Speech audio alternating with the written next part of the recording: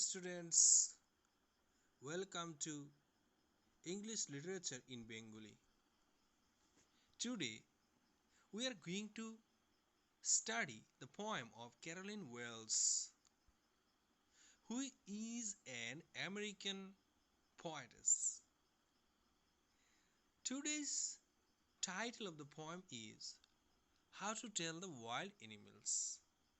Let's study the poem.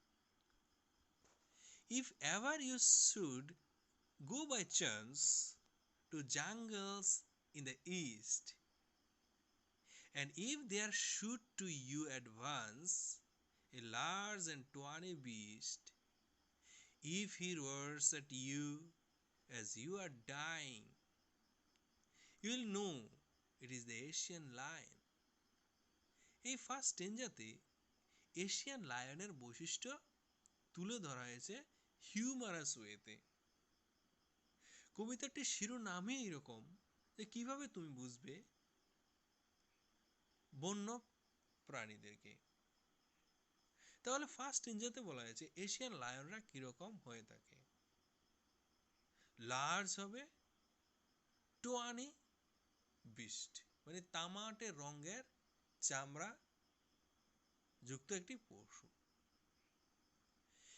যদি তুমি হঠাৎ করে ইস্টের কোনো জঙ্গলে যাও এবং যদি একটি বড় তামাটে রঙের পশুর সামনাসামনি হও এবং যদি সে রোয়ার করে যেন তুমি মরেই যাচ্ছ, তাহলে তুমি বুঝবে ইহা একটা এশিয়ান লায়ন।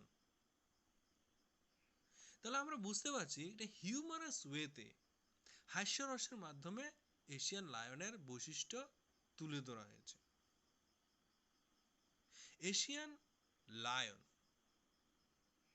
বলা হয়েছে যে তুমি যদি জঙ্গলে যাও, ইস্টের জঙ্গলে যাও, আমেরিকা ওয়েস্ট দিকে আছে আর ইস্টে আছে আমাদের এশিয়া। তুমি যদি জঙ্গলে যাও, জঙ্গলে যাওয়া তো প্রশ্নই আসে না। আর জঙ্গলে গিয়ে তোমার অ্যাডভান্স, তুমি যদি অ্যাডভান্স এরকম একটা পশু, অ্যাডভান্স হলে তো আমরা বাঁচবই না। এইটাই আমাদের হাসির রসের সৃষ্টি করেছে এখানে এই স্টেঞ্জাতে। সেকেন্ড স্টেঞ্জাতে, or if sometime when roaming round a noble wild beast greets you with black stripes on a yellow ground, just notice if he eats you. This simple rule may help you learn the Bengal tiger to discern. অথবা কখনো যদি তুমি ঘুরছো এরকম অবস্থায় একটি আদর্শ উন্নত চরিত্রের কোনো একটি বন্য পশু তোমাকে শুভেচ্ছা জানায়, যার শরীর এর চামড়াটা থাকবে হলুদ বর্ণের গ্রাউন্ডের মধ্যে কালো দাগ যুক্ত। এখানে কবি একটি ইমেজারি সৃষ্টি করেছেন। গ্রাউন্ড মানে মাঠ, একটি মাঠ যদি হলুদ বর্ণের হয় এবং ব্ল্যাক স্ট্রিপস যদি থাকে, লম্বা লম্বা ব্ল্যাক দাগ যদি থাকে, তাহলে এইরকম একটা ইমেজ ছবি তোমরা ওই প্রাণীটির শরীরের মধ্যে দেখবে। মানে ওই প্রাণীটির চামড়া হবে এইরকম কালারের। এইরকম যদি মনে করো যে তুমি যে তোমাকে ওই পশুটি খেয়ে ফেলছে, এই সাধারণ নিয়মটা দেখে তুমি শিখবে এবং উপলব্ধি করবে যে এটা হলো বেঙ্গল টাইগার। এখানে হাস্যরসের সৃষ্টি করা হয়েছে যেটা, সেটা হলো just notice if he it's you, দেখো যেন তোমাকে খেয়ে ফেলছে। তো আমরা যে পশুটির সামনেই যেতে পারি না আর তোমাকে বলা হয়েছে যে তোমাকে খেয়ে ফেলছে, তাহলে এখানে হাস্যরসের সৃষ্টি হয়েছে। Third stanzaতে, if strolling forth a beast you view, whose hide with spots is peppered, as soon as he has leapt on you, you will know it is the leopard. Till do no good to roar with pain, he'll only lap and lap again. যদি তুমি পায়চারি করছো, এমন অবস্থায় একটি beast বা একটি পশুকে দেখো যার চামড়া হবে দাগযুক্ত হবে, এবং যেন সে খিটখিটে মেজাজের রয়েছে যে প্রাণীটা, এবং যখনই দেখবে তোমার উপর লাফিয়ে পড়ছে তখনই বুঝবে এটা লেপার্ড। এখানেই হাসির সৃষ্টি হয়েছে, লাফিয়ে উঠে তোমার উপর পড়বে, তুমি বাঁচবে না। জাস্ট একটা হিউমারাস ওয়েতে এই জায়গাতে কবি বর্ণনা করেছেন লেপার্ডকে। ইহা তোমাকে কোনো কিছু ভালো করতে পারবে না। তুমি যদি ব্যথায় কান্নাও করো, তোমার উপর লাফিয়ে চলবে, লাফিয়ে চলবে, মানে তোমাকে খেতেই থাকবে, খাবে, খেয়ে ফেলবে। তোমার ব্যথা সে সহ্য করবে না, সে উপলব্ধি করবে না। ফোর্থ স্টেঞ্জাতে, if while you are walking round your yard you meet a creature there who hacks you very very hard, be sure it is the bear. If you have a doubt, I guess he will give you just one more curse. যখন তুমি যদি তোমার উঠানের মধ্যে হাঁটছো, এমন অবস্থায় তুমি একটি জীবের সাক্ষাৎ করো, মানে তুমি যদি একটা এরকম একটা জীবকে এমন অবস্থায় যদি দেখতে পাও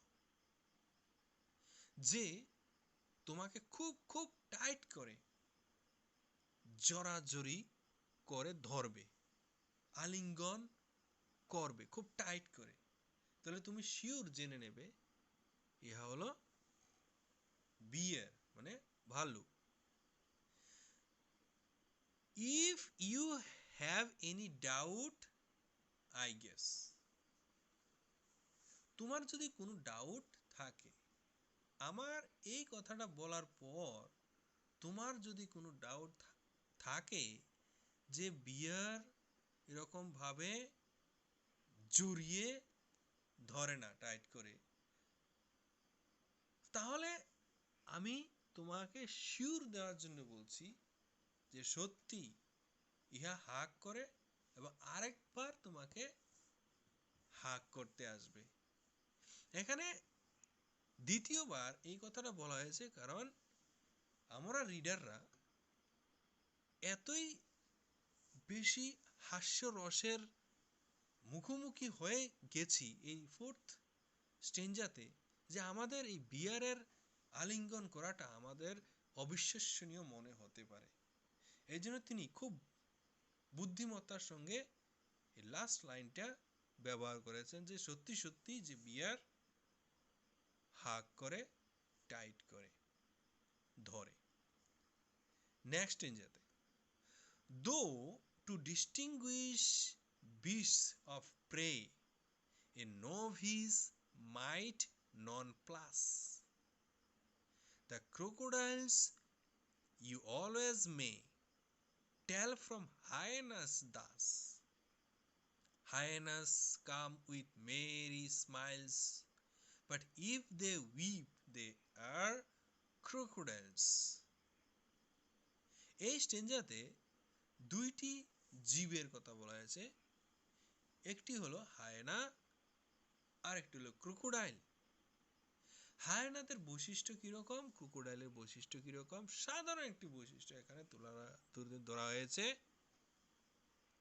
বলা হয়েছে যদিও এরকম শিকারী পশুদেরকে পার্থক্য নিরূপণ করা একটি অনভিজ্ঞ ব্যক্তির কাছে হতবুদ্ধিকর মনে হবে।